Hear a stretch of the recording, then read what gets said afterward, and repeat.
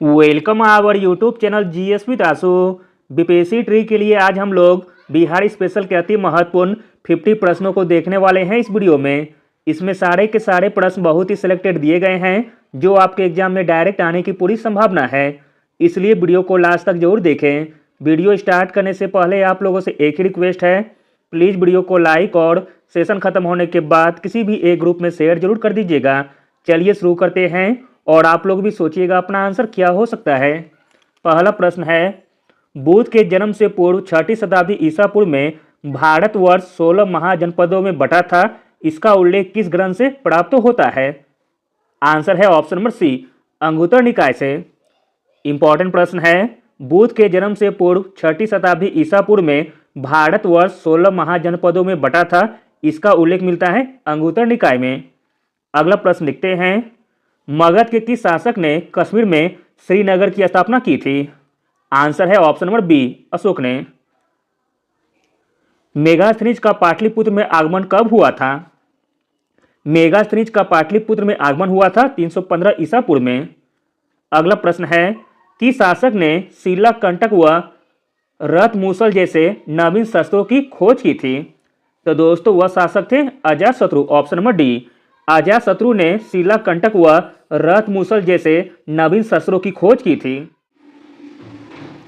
अगला प्रश्न देखते हैं, हर्यक वंश के उपरांत मगध पर किस वंश की सत्ता स्थापित हुई थी?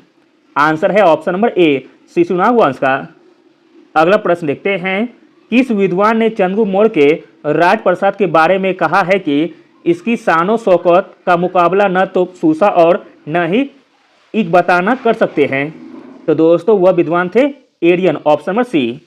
एरियन ने चंद्रगुप्त मौर्य के राजप्रसाद के बारे में कहा है कि इसकी शानो शौकत का मुकाबला न तो सूसा और न इकबाताना कर सकते हैं। अगला प्रश्न है, कलिंग नरेश खारवेल ने कहां से कीमती उपहार प्राप्त किया था? राइट आंसर है ऑप्शन नंबर ए, अंग एवं मगध से। अगला प्रश्न लिखते हैं, इंपॉर्टेंट है, किसने यह वर्णन किया है कि मध्य भारत के सभी देशों में मगध देश में सर्वाधिक नगर थे?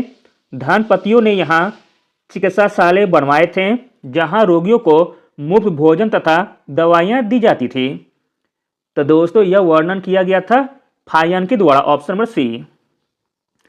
शेर शाह का मकबरा कहाँ स्थित है?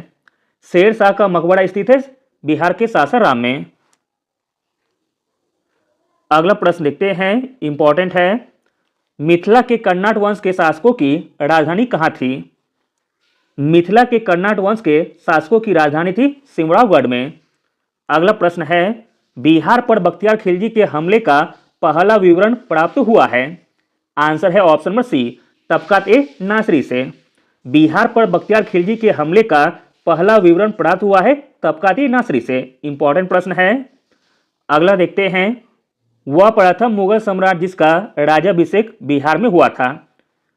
तो दोस्तों वह थे फर्रुखसियर, ऑप्शन नंबर डी। अगला प्रश्न है, गुरु गोविंद सिंह का जन्म कब हुआ था? गुरु गोविंद सिंह का जन्म हुआ था 26 दिसंबर 1666 ईस्वी को।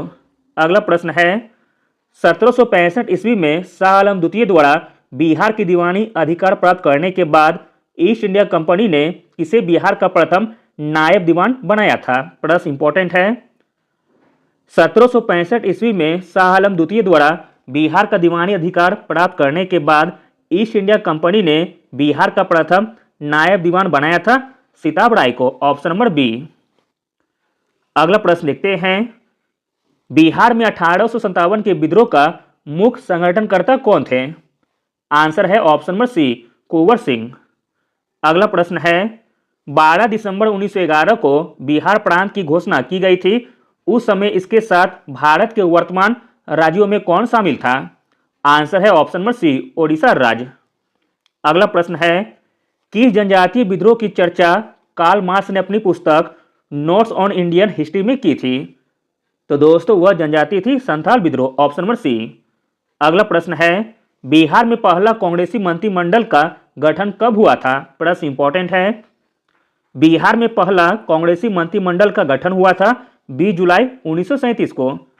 अगला प्रश्न है, बिहार में अहमद अंजुमन-ए-हिंद नामक संस्था के संस्थापक कौन थे? आंसर है option number D, Munshi Pyarelal. Bihar में अहमद अंजुमन ए हिंद नामक संस्था के संस्थापक थे मुंशी प्यारेलाल। अगला प्रश्न देखते हैं, इंपॉर्टेंट प्रश्न है, जगदीशपुर में किसने बंदूक एवं गोला बारूद बनाने का एक कारखाना स्थापित किया था? आंसर है option number D, Kunwar Singh ने। अगला प्रश्न है, निम्न में से कौन किसान नेता नहीं थे? जो किसान नेता नहीं थे वह है Suryanath Choubey, option number C. अगला है, इनमें से कौन एक देवबंद स्कूल से जुड़े नहीं थे? देवबंद स्कूल से जुड़े हुए नहीं थे वह हो जाएंगे अल्ताफ हुसैन हाली। अगला प्रश्न है, जयप्रकाश नारायण अपने जीवन के अंतिम चरण में किससे जुड़े रहे? आंसर है ऑप्शन नंबर डी, सूर्योदय आंदोलन से। अगला प्रश्न देखते हैं, जयप्रकाश नारायण के द्वारा नेपाल में गठित आजाद दस्ता के मुख्य परिशिक्षक कौन थे? आंसर है option number B, Nityanand Singh. अगला प्रश्न है, किसान समाचार के संस्थापक निम्न में से कौन थे?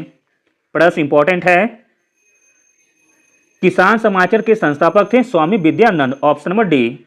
अगला प्रश्न देखते हैं, मुंगेर में 1922-23 में किसकी अध्यक्षता में किसान सभा स्थापित हुई थी? प्रश्न इंपॉर्टेंट है और पहले भी पूछा गया है एग्जाम में। मुंगेर में 1922-23 में शाह मोहम्मद जुबैर की अध्यक्षता में किसान सभा स्थापित हुई थी। अगला प्रश्न देखते हैं, मोस्ट इंपॉर्टेंट प्रश्न है, चंपारण आंदोलन की समाप्ति के उपरांत गांधी जी ने किसे अपने मोतिहारी के कार्यालय का कार्यभार सौंपकर वापस लौट गए थे? आंसर हो जाएगा ऑप्शन नंबर डी, जनकधारी प्रसाद के पास। चंपारण आंदोलन की समाप्ति के उपरांत गांधी जी ने जनकधारी प्रसाद के पास मोतिहारी के कार्यालय का कार्यभार सौंपकर वापस लौट गए थे। अगला प्रश्न देखते हैं, बिहार में कौन राष्ट्रीय उद्यान बाघ परियोजना के अंतर्गत आता है? आंसर है ऑप्शन नंबर सी, वाल्मीकि नगर उद्यान, जो कि बाघ परियोजना के अंतर्गत आता है।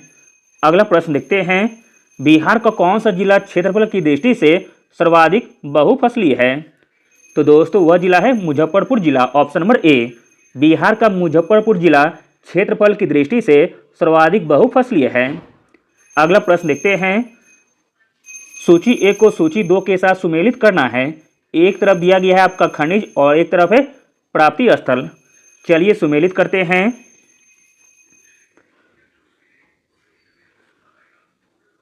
ए का मिलान हो जाएगा आपका ए से चूना पत्थर का रोहतास से, बी का मिलान हो जाएगा 3 से मैग्नाइट का जमुई से, सी का मिलान हो जाएगा 2 से चीनी मिट्टी का बांका से, तथा डी का मिलान हो जाएगा 4 से बॉक्साइट का मुंगेर से। इस प्रकार ऑप्शन नंबर ए सही है।